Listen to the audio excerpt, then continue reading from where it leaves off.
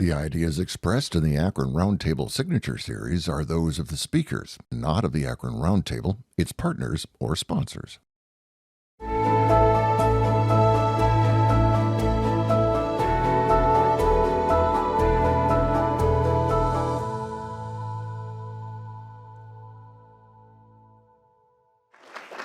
The Akron Roundtable has proudly promoted community dialogue and networking for the past 49 years and remains committed to our mission to bring the world to Akron. By inviting individuals with diverse backgrounds and life experiences to speak on relevant topics to inform and educate our community, compelling us to think differently, consider other perspectives, and encourage us to take action. It is our privilege to welcome Dr. Lisa Petit, Superintendent, Cuyahoga Valley National Park, to the podium today. The title of her presentation is Cuyahoga Valley at 50, Becoming a National Park to the People. Our speaker has agreed to take questions from the audience following today's conversation. John Garofalo, Vice President, Community Investment, Akron Community Foundation, and Akron Roundtable Board Member, will moderate the Q&A. To submit a question, please refer to the brochures that are on your table or scan the QR code that will be projected on the screen. Feel free to submit your questions at any time during today's presentation. Our Asker technology is made possible by a gift from the Greater Akron Chamber. And if you would like to submit a question but are without an electronic device, there should be cards on your table where you can write your question down and one of our staff members will collect those. You can read more about this month's speaker, future Akron Roundtable speakers, and individuals and organizations who support our mission by referring to the brochures on your table. Those brochures are made possible by a gift from the Lyle M. Buckingham Fund. Here to introduce Lisa is Deb Yandala, President and CEO, Conservancy for the Cuyahoga Valley National Park. The Conservancy is also today's program sponsor, for which we are very grateful. Thank you, Deb. Thank you, Lisa.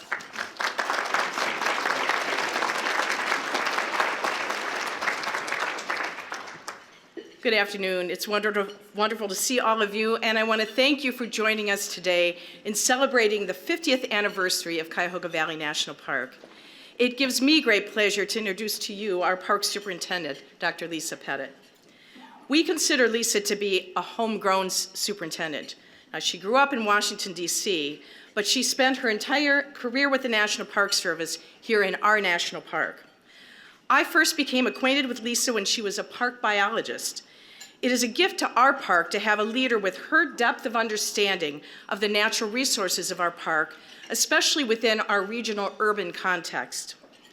Lisa's intellect, experience, and leadership capabilities make her an ideal leader for one of the most complex national parks in the national park system. Our model of a national park, with the local community interwoven into its fiber, is very different than many national parks.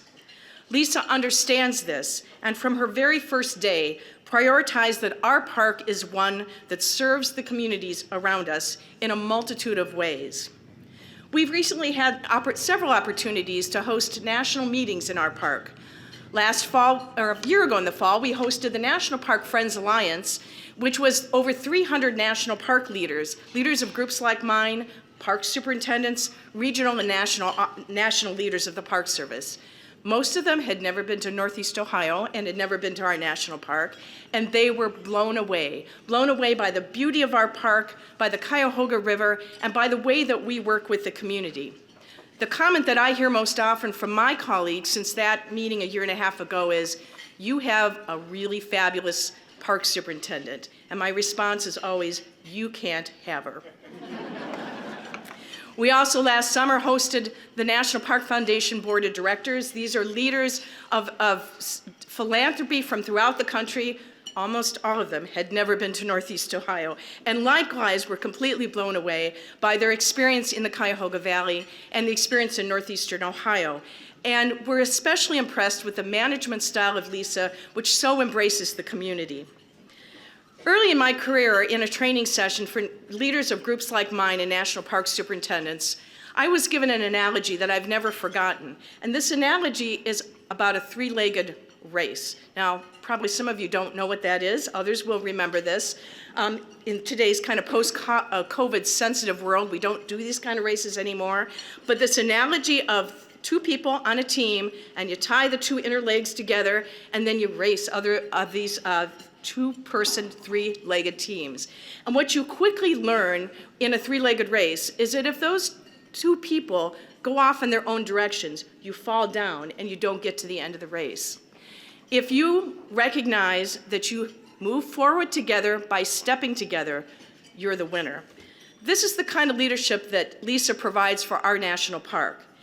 She works with us as park partners, both us and the Scenic Railroad. She works with the community. She works with her staff in a race where we're all going forward together. We are so lucky to have a superintendent like that.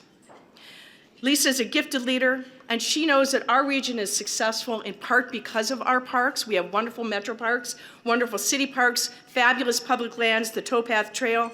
Our parks are fabulous. They're here to serve the community. They're here to enrich the lives of our residents, and she takes that to heart, and that is the way she leads. It is my honor and privilege to introduce you to my colleague and my dear friend, Lisa Petit. Thank you.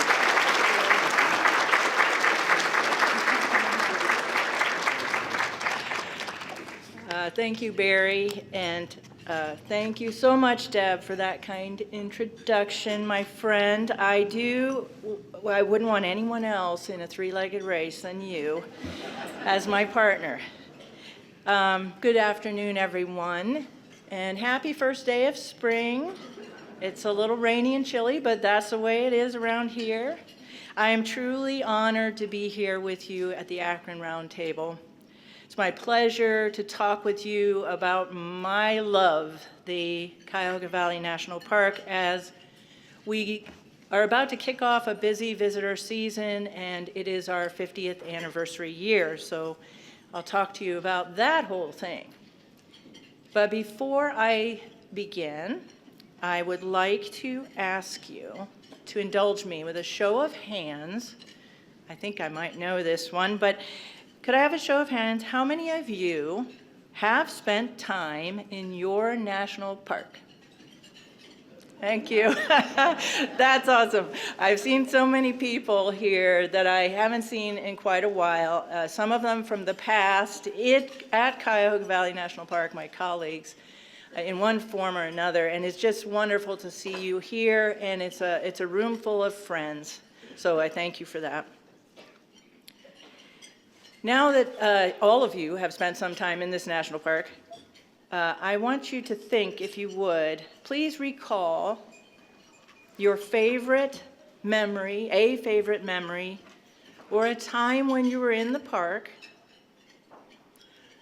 What impacted you the most to make you have that memory? How did you feel at the time? How did the park make you feel? So please think about that. Keep that in your mind. Keep those memories in your mind as we go through the talk today. Now for me, as a kid growing up in the 60s and 70s in the Washington, D.C. suburbs, and as I was reflecting before coming here today about my associations with national parks as a child, I was always drawn to nature, and it didn't matter if it was in the backyard or a more exotic place, suburban kid. But I realized my first memories were of urban national parks in Washington, D.C. And in particular, I hadn't really thought about this very much before now. I remember frequent visits to our local park, Great Falls Park in McLean, Virginia, and I don't know if any of you have been there. McLean, Virginia is where I grew up, and to me, Great Falls was an amazing wilderness along the Potomac River. And it wasn't until right now that I realized the similarity between Great Falls and Cuyahoga. Maybe my childhood playground along the Potomac River was what drew me here and caused me to stay for 25 years in this national park, where my two daughters could have their playground along the Cuyahoga River. But as much as I loved nature and really was outside all the time when I was a kid, I also absolutely loved movies. Movies, movies, movies. Old, contemporary, didn't matter. I can't help but think today, as I go through life and career, I'm constantly thinking of characters and quotes from movies, and unfortunately I say them a lot and it's really annoying for my family or ask my staff. My film heroes have always been underdogs, altruists, even anti-heroes, ordinary, flawed people who prevailed against tremendous odds to do the right thing, to do great things. And my favorite movie of all time, you could ask anybody in my family, It's a Wonderful Life. It's the story of George Bailey, a man who had the chance to see what life would be like if he had never been born. So today, I'm going to take you through the journey of Cuyahoga Valley National Park, the George Bailey of national parks. And I'll subtitle this talk, It's a Wonderful Park. So, I live by quotes and movie quotes. There are some famous quotes from this film that I want you to think of through this journey. No, no, no, it is not that one. Every time a bell rings. No, it's not that one. I want you to think of two other quotes from the angel Clarence to George. These are the main lessons of the movie. Many of you probably can quote these yourselves. Remember, no man is a failure who has friends.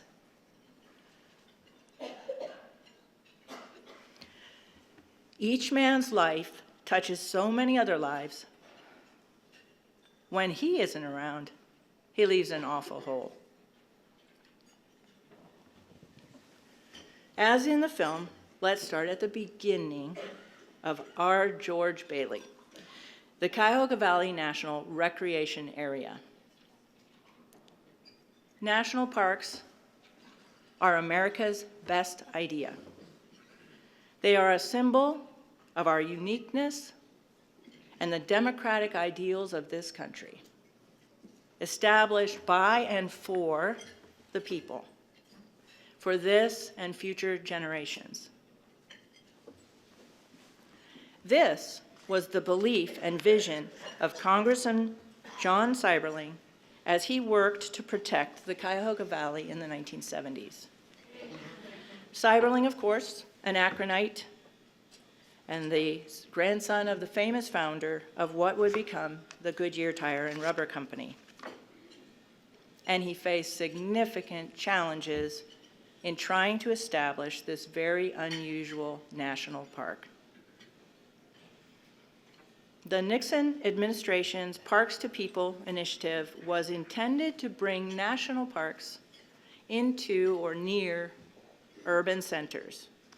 And it was during that time in the late 60s and early 70s that Seiberling tried, but failed the first time, to move his first bill through Congress to protect the Cuyahoga Valley and establish a national park. Because, of course, what? A national park in Akron, Ohio? There's nothing there, according to Congress. What was there of significance to be worthy of national park?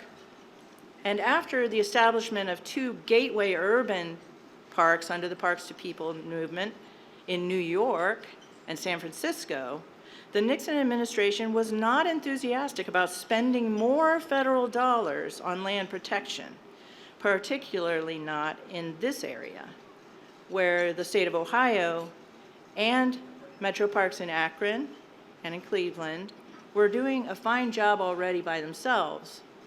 The metro parks had been established 50 years earlier, at least.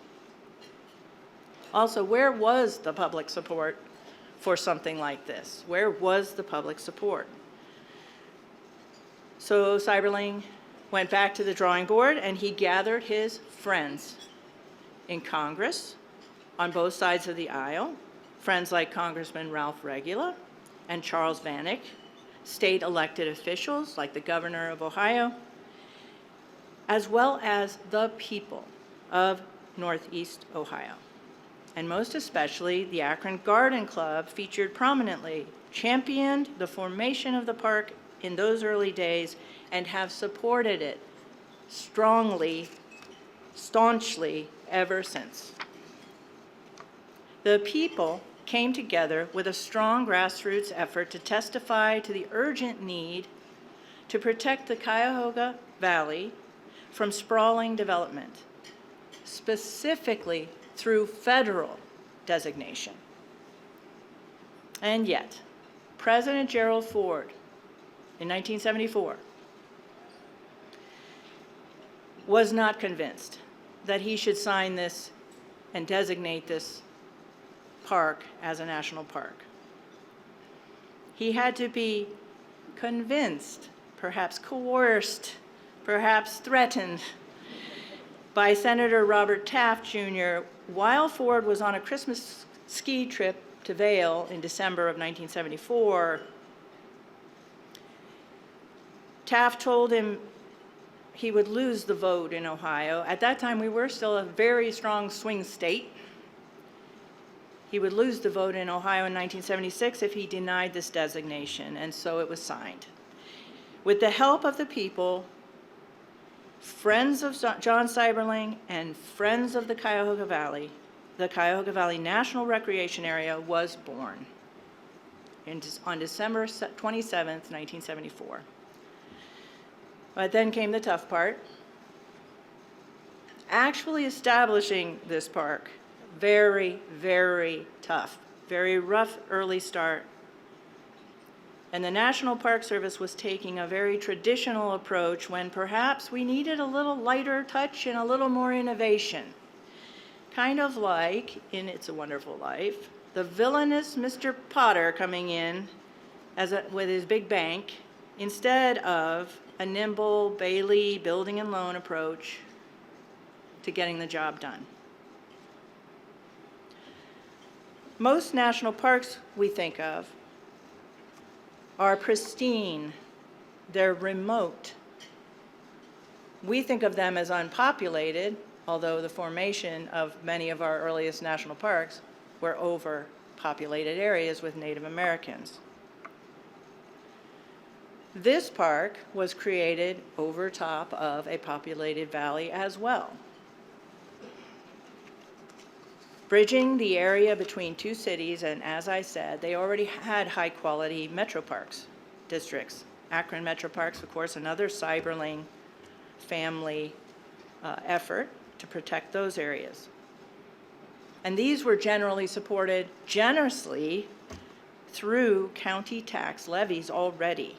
So not surprisingly, many people living in the valley where this was to be created, they vigorously opposed this federal land grab. There was a great deal of hostility against the federal government, and the U.S. Army Corps of Engineers, who was tasked with buying up the land on behalf of the National Park Service, was typically heavy-handed in the effort. The first superintendent of the National Recreation Area, Bill Birdsall, oversaw this dirty work, and he died at his desk. He's actually buried in the park. Ronald Reagan's Secretary of the Interior, James Watt, is that a familiar name? He had actually been a vocal critic when the early hearings were happening. He was not in the Secretary's office, of course, at that time, but he was openly opposing the establishment of the park. In his role as Secretary of the Interior, he absolutely tried to remove the park from the national park system. That's hardly ever been done. There's only maybe 2 or 3 places that have actually been undesignated. And he was trying to remove us from the national park system. The park was the subject of a scathing Frontline documentary in the 80s. And there was even a short film parody that you can look up today. I can't remember the name of it, though. So the people's support was waning. Cyberling's good intentions were going very wrong. And as in the film, George Bailey struggled to keep the building and loan afloat during hard times. And there were very tough times for the young CVNRA through most of the 1980s. Being a fan of underdogs, the story of Cuyahoga Valley National Park was irresistible to me. Here was a park lacking the self-esteem and self-confidence to realize its own potential. It seemed they were suffering from a kind of imposter syndrome. The staff really bought into the "you're not worthy to be a real national park" sentiment of the area and of the times. But Cyberling and Regula, champions throughout, eventually had the person with the ability to move the park toward the vision of a national park to the people, Superintendent John Debo. And Debo went about the work of reigniting public support by building connections with the public. Connections, both figuratively and literally, through relationships and in the form of the Ohio and Erie Canal Towpath Trail and the Cuyahoga Valley Scenic Railroad. He also looked to the example of a previous park to the people, the Golden Gate National Recreation Area in San Francisco, to create an official group of friends. We know them now as the Conservancy for Cuyahoga Valley National Park, our philanthropic partner and friends group. With the Conservancy, Debo was able to build strong relationships with communities, constituents, advocates, and individuals who would support the work of the park. This created spiritual and physical connections and cultivated the value of this place for the people of Northeast Ohio. And because of those connections, we have come very far since the rough early days of the park's existence. For example, today, the multi-use Towpath Trail, which began within Cuyahoga Valley, now extends for over 100 unbroken miles through the designated Ohio and Erie Canalway National Heritage Area, from Lake Erie in the north to New Philadelphia in the south. Cuyahoga Valley Scenic Railroad now carries an average of 150,000 passengers through this national park every year, with events like the magical North Pole Adventure or the everyday service of shuttling thousands of bikers, hikers, and paddlers along the multimodal system of rail, trail, and river. Since its creation 30 years ago, the Conservancy for Cuyahoga Valley National Park has provided environmental education for 200,000 plus children. They have engaged every year 4,000 to 6,000 volunteers who give more than 100,000 hours of service every year, totaling around $3 to $4 million in the equivalent labor cost for the park. In the past 10 years, the Conservancy has been able to raise over $30 million in direct, private support from local foundations, corporations, and individuals for numerous capital projects, public programs, and exceptional visitor experiences in the park. As for preserving and protecting Cuyahoga Valley National Park, this is the main mission of a national park. The initial protection of 50 square miles of park along 26 miles of river and the ongoing restoration efforts in the park have contributed significantly to the overall environmental health and recovery of nature in this region. And beginning in the 1980s, the park joined the work of Summit Metro Parks, the City of Akron, and dozens of governmental and non-governmental stakeholders. Gary Whidden is in the audience, and he has been at the forefront of this effort. Stakeholders, communities, and individuals, Gary Whidden, to transform the once burning Cuyahoga River from being the poster child for the worst of industrial pollution in the cities to a waterway brimming with native fish and wildlife and a state-designated recreational water trail that in 2024 brought 4,000 paddlers through the national park. No one would have imagined that in 1974. It was hard to imagine in 2004. One of the most remarkable environmental comebacks in the history of this country, right here on the Cuyahoga River. And preserving such a large natural area really matters a lot for our health, our wellness, and our quality of life. Decades of research, study after study, has shown that human connection to nature is vital for physical and emotional health, and indeed happiness. Time spent in nature can improve mental concentration, lower the blood pressure, reduce anxiety and depression, improve sleep quality, enhance child development, and much, much more. Time spent in parks encourages healthy physical activity and fosters more social connection, which is now serving as an antidote to the persistent feelings of loneliness and isolation that we seem to have found to be ever present, especially since the pandemic.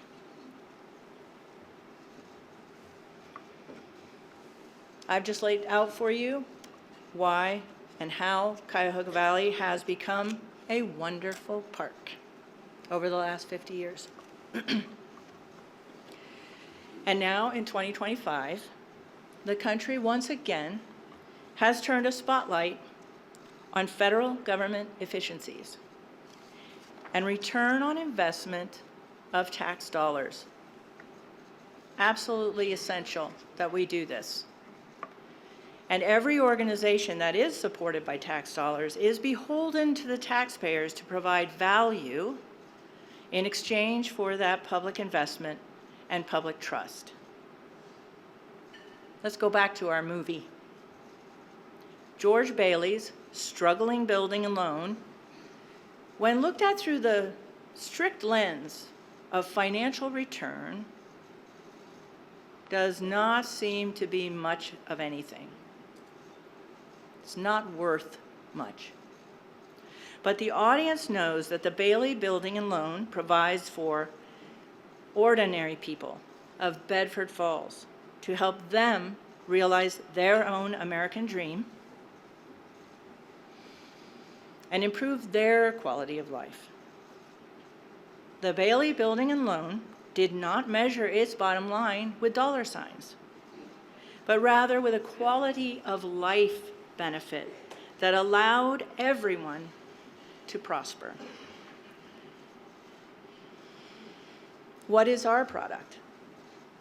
What value do we offer at the National Park to the public? What is the return on investment for the taxpayer? I've talked about it a little bit already. Our commodities are experiences, physical and emotional, health and wellness, recreation, childlike awe and wonder and learning and peace and lasting memories, clean air and water, connections to nature, to history, to art,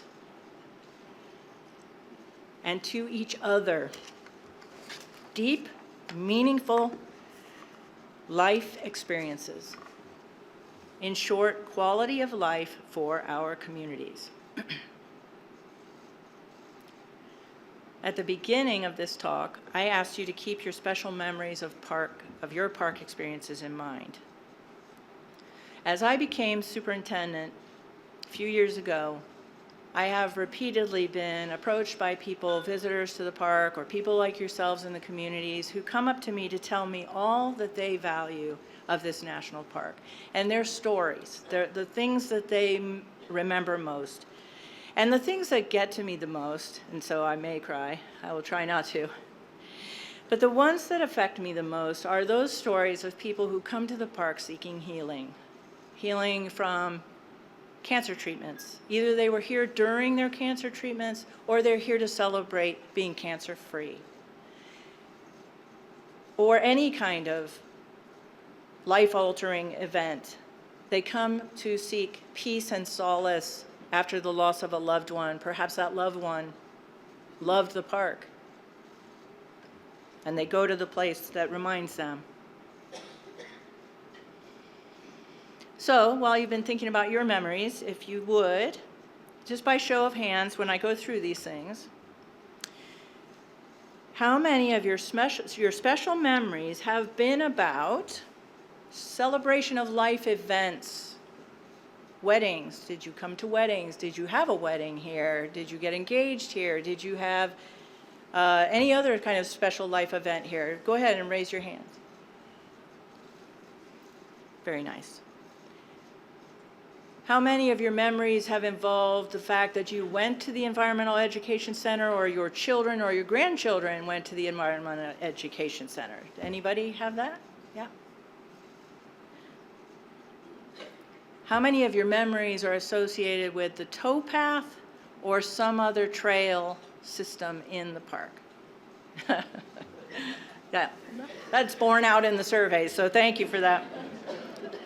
Associated with the river? How many of you paddled?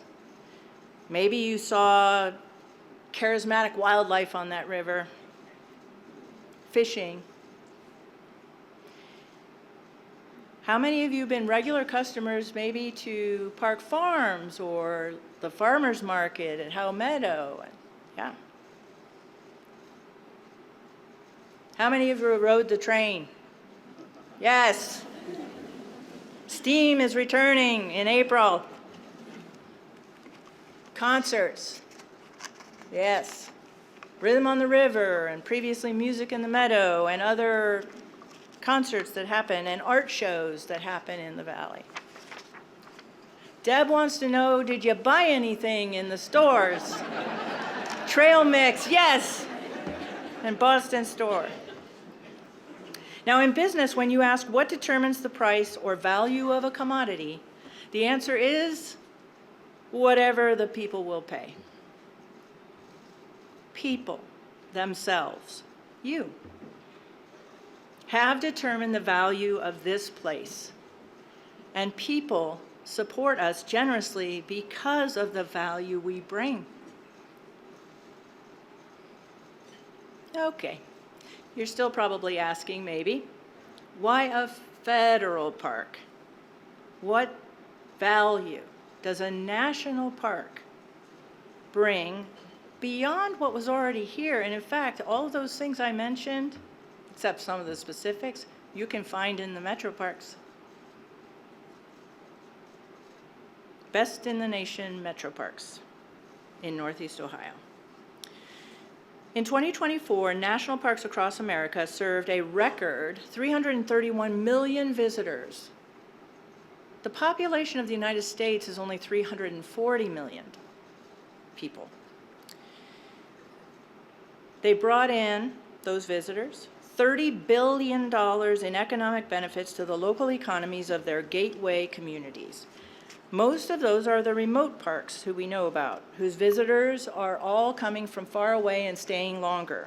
And I don't ever want to suggest that Cuyahoga Valley National Park is going to have the same kind of economic impact as Yellowstone or the Great Smoky Mountains.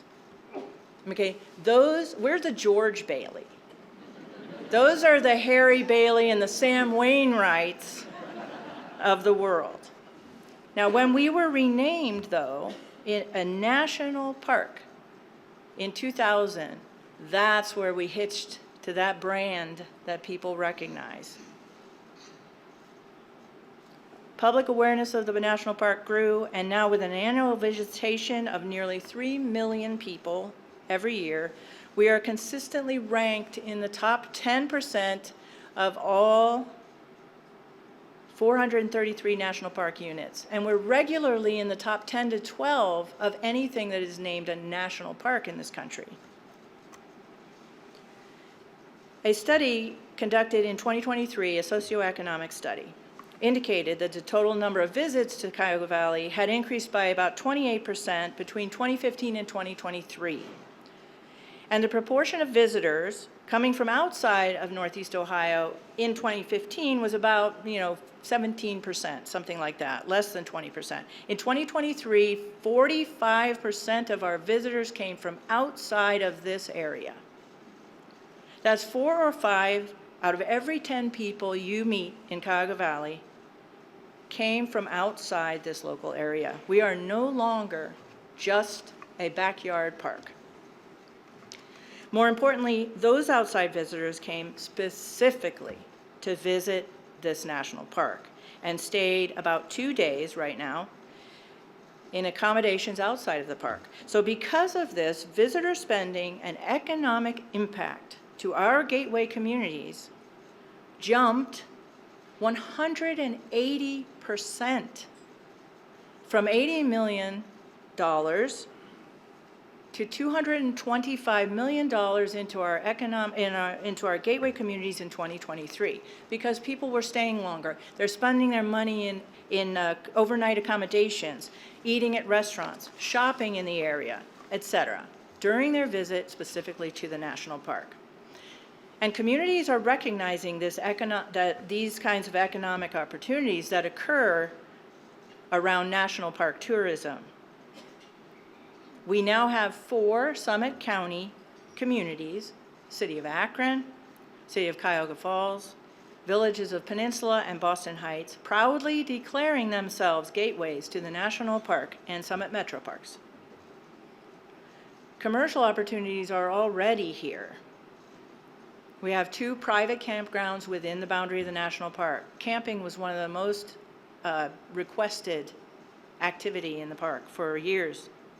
The Valley Overlook at Camp Mueller, and Heritage Farms in Peninsula. We have bike rentals, and I want to give a shout out, send our hearts out to Eddie's Bike Shop. Suffered a tragic loss of their business in Peninsula, but we're helping alongside the village and the Peninsula Foundation to ensure that they have, and the Cuyahoga Valley Scenic Railroad, to ensure that they have some business for the summer in Peninsula. We have kayak rentals going on, Airbnbs popping up, and the master plans in Merriman Valley, Peninsula, and Summit County are considering future development that promotes economic opportunities that are aligned with the tourism and recreation and environmental values of the national park and Summit Metro Parks. We're celebrating 50 years. 50 years seems like a long time, although 50 doesn't seem as old to me now as it once did.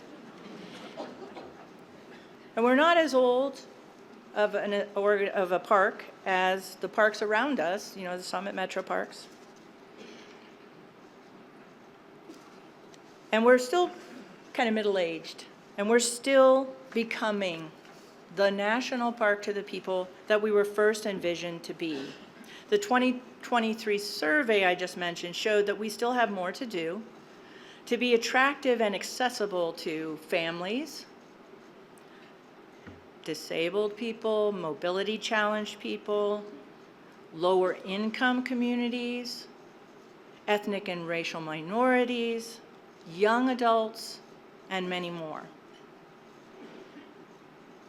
Today, 94% of our visitors come by personal car. We want to be more accessible to people without cars.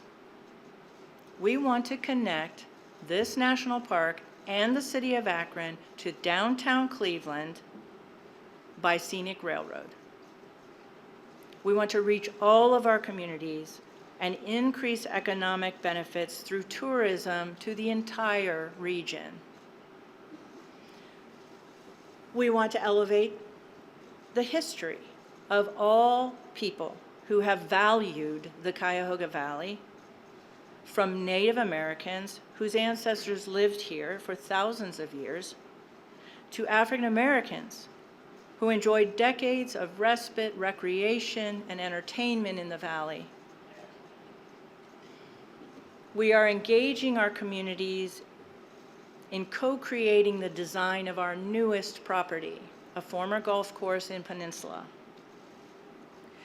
By doing this, we will better connect our visitors to the village of Peninsula, and we will provide new experiences to engage local audiences that aren't currently visiting this park. Let's go back to my first quote, one of the first quotes. Each man's life touches so many other lives. When he isn't around, he leaves an awful hole.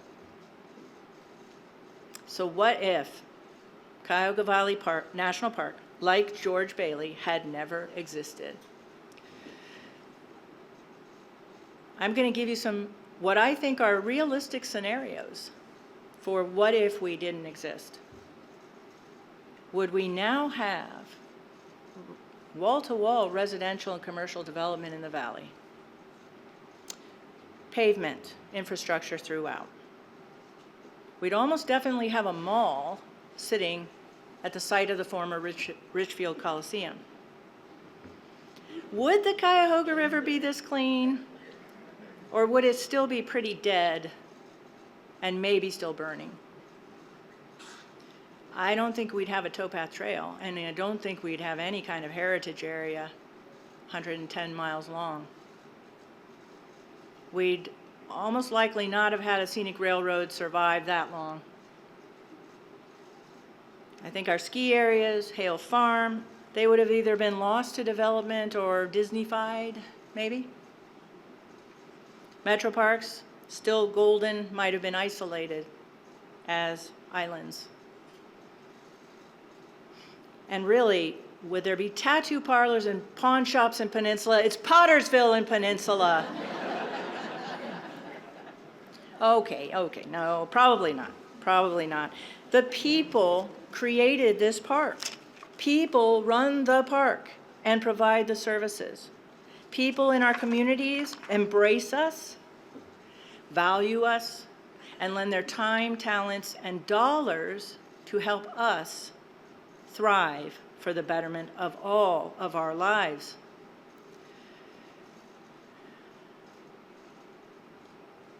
When George Bailey was in crisis, believing that he was worth more dead than alive, his friends and community rallied around him to show their love and support. This movie gets me.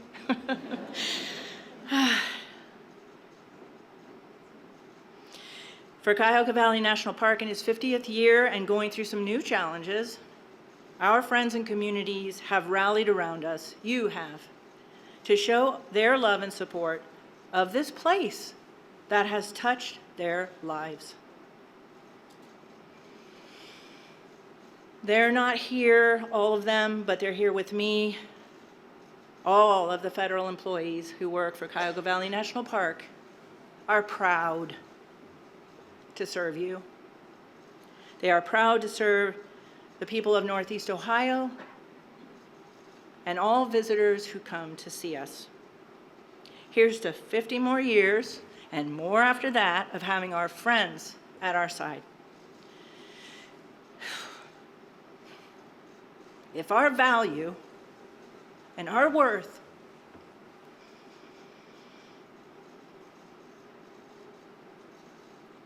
I tell you, this movie gets to me. By the people and the friends that we have, then here's a toast. Like his brother Harry said to George, to Cuyahoga Valley, the richest national park in town.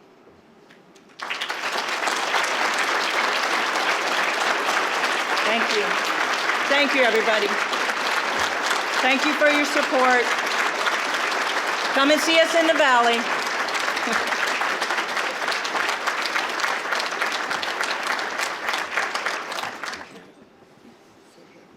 Good afternoon, everyone. John Garfalo, Vice President of Community Investment for your Akron Community Foundation and proud board member of the Akron Roundtable. Lisa, on behalf of all of us, thank you for your love, your passion, your dedication, and commitment to what is arguably one of the best places that we have in our community. A lot of people want to know a lot of questions answered, so I'm going to try to make these easy for you. But with all the federal cuts that we have been hearing about, can you talk more about the economic impact that that's going to have on our region if those go through? And then what can we, as residents of this community, do to tell our lawmakers that this needs to change? Yes, thank you, John. I anticipated this question, of course, and, you know, I will be honest with you. It's been tough. It's been very tough. But, you know, the subject of the talk really has borne out of this time frame because it is about the friends and the love and the support of the communities for us and what we've done with you to become what we are. What we are is a confederation, a cooperation, and a collaboration with our communities, and we have official friends who help us and all of you as friends as well. And that's what gives us the strength. And together we are making something much better than the sum of its parts and what the federal government could do all by itself. Now, federal dollars to this national park, we need them because the federal employees are the administrators of this place for you. There will be challenges coming forward, no doubt. But we are stronger here, and we're able to weather those challenges because of our support from our friends and our communities and all of you. You've already shown your voice in person and also, I'm sure, behind the scenes. And I would just ask you to continue to show your support for this national park and for national parks across the country. And I appreciate everything you do. Thank you. Thank you for that. Based on our region's environmental resilience, how are the needs and opportunities of our park different than others?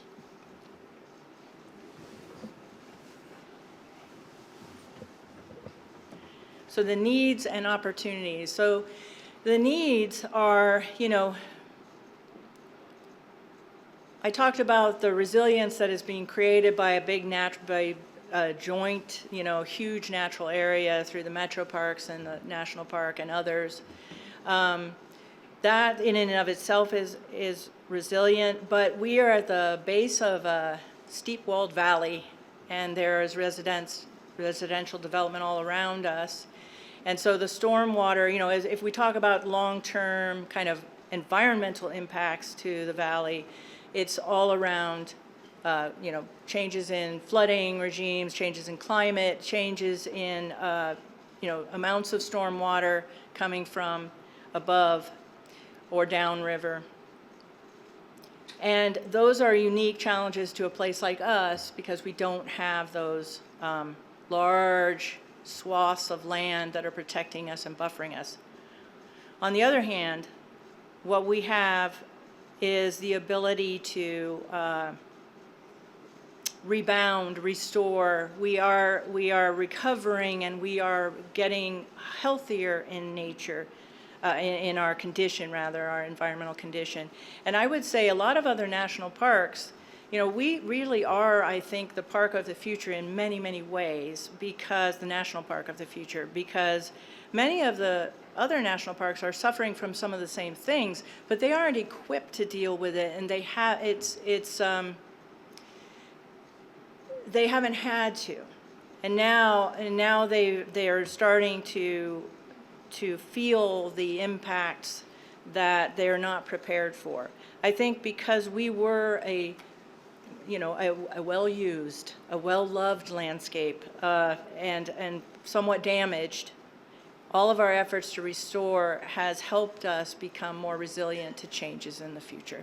So those are, and the opportunities also are, a lot of national parks don't have this kind of network of people who can help them and are working together towards some of these long-term intractable problems that come.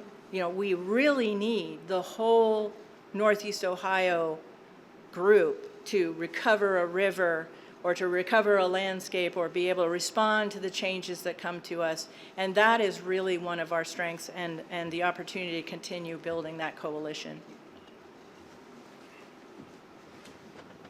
Thank you. Are you concerned about the park being opened up for drilling?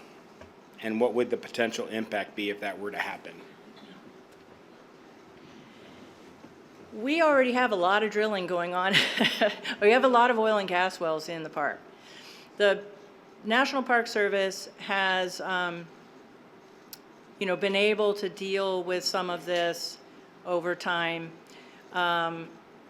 through regulation, through working with the oil and gas industry to do it correctly, to not have negative impacts on natural resources. I don't really anticipate further opening up of the Cuyahoga Valley to oil and gas. We have a lot going on. The operators are under solid plans. We are plugging abandoned wells. We work with the state of Ohio on all of this.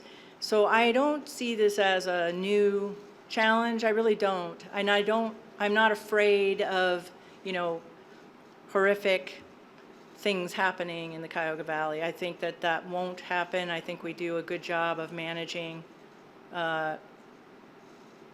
thoughtfully and for workable solutions.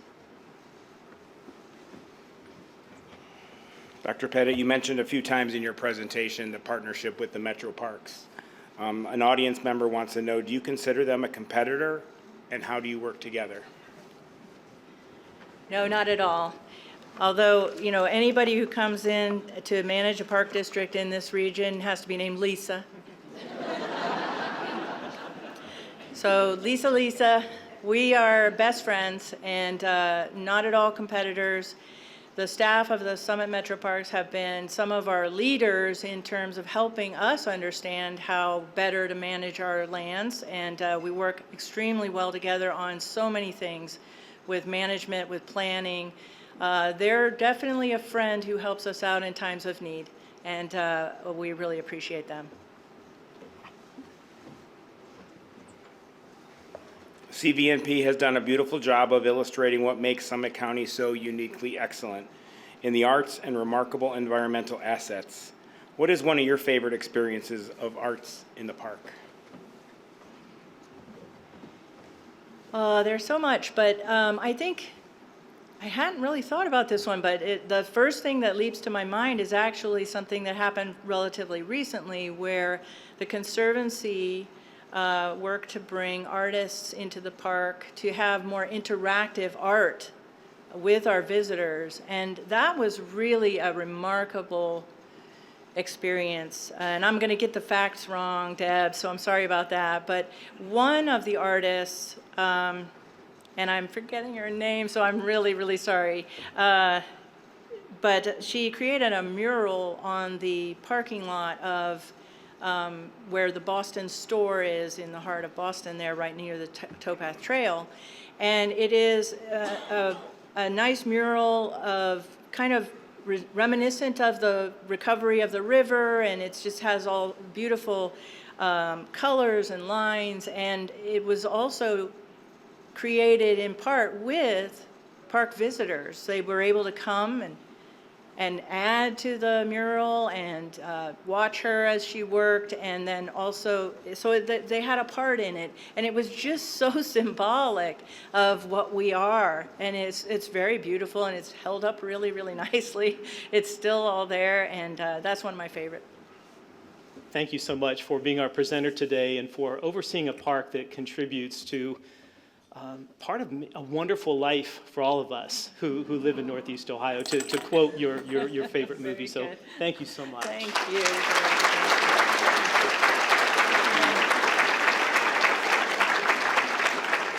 Thanks to our partnership with IdeaStream Public Media, PBS Western Reserve, and the University of Akron ZTV, today's program will be aired on multiple channels over the next several weeks. It will also be rebroadcast on WKSU 89.7 on April 3rd. Additionally, the series will be available to stream on demand on the Akron Roundtable, PBS Western Reserve, and IdeaStream websites, and the PBS app. Thank you to the University of Akron and its Excel Center for Community Engaged Learning for sponsoring our podcast series.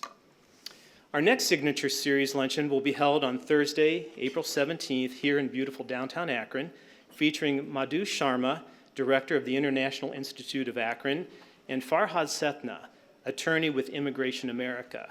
The topic of their presentation will be In Search of Solutions to the Challenges Facing U.S. Immigrants and Refugees. We hope you can join us for that presentation. Have a great day.